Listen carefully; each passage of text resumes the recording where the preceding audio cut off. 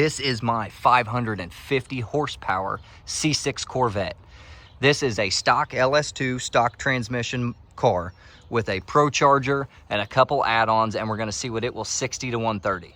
It is a little hot outside for you guys that don't know, so we're gonna be doing several different hits and several different weather conditions to show what these cars are capable of. I'm really hoping to try to push out some numbers, but we will see. And of course, for those that don't know, it is a P1SC Procharger on 6 pounds, a fast 102 intake manifold, Speed Engineering headers that are super dirty right now, and it's on pump ethanol. It's a stock cam, stock heads. Well, it does actually have a BTR 560 lift valve springs. It has valve springs, but it has stock cam, stock heads, stock rod pistons. So pretty much stock motor. But we're going to see what it makes in 70-degree weather, 60-degree weather, 50-degree weather, and on to see what these cars are capable of. Woo, this thing sounds good. Make sure she's in neutral. No, obviously, I had to get the loser edition for now, but regardless, let's see what we can do. All right, here's gonna be 2 baseline runs in Mexico, AI simulated footage of a road in Mexico, but one is at 1500 DA, one is at like 1370, 1380 DA. Anyway, here they are.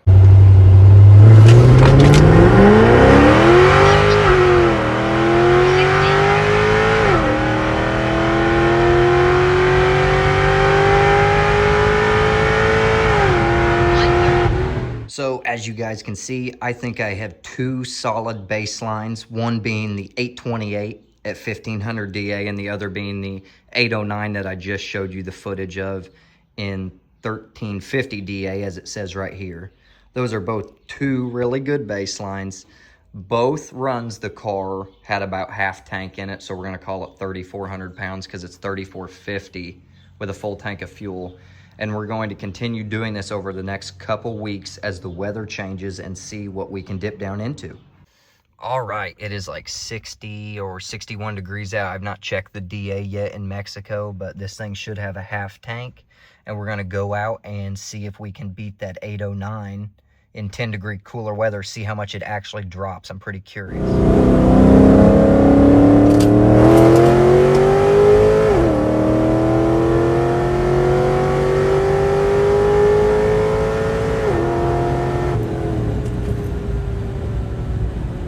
Oh my goodness, all it's doing is rain, rain, rain, rain here. But a 748, 800 DA, 61 degrees. That is way faster than I was expecting.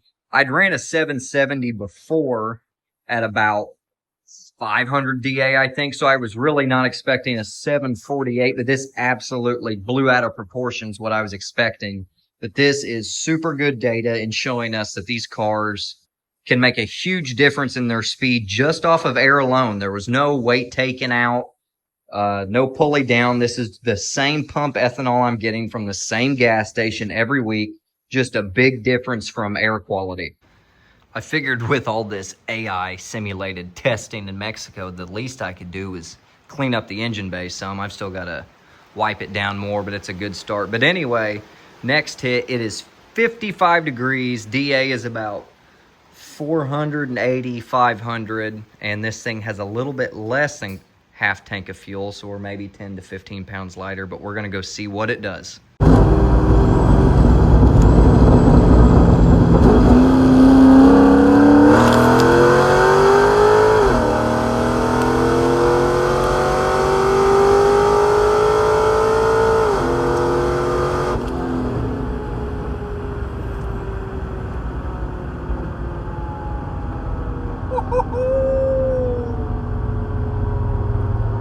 Oh, that was flying.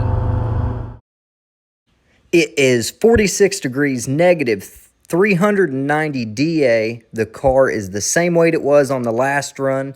This is an AI simulated footage of my 60 to 130 in Mexico.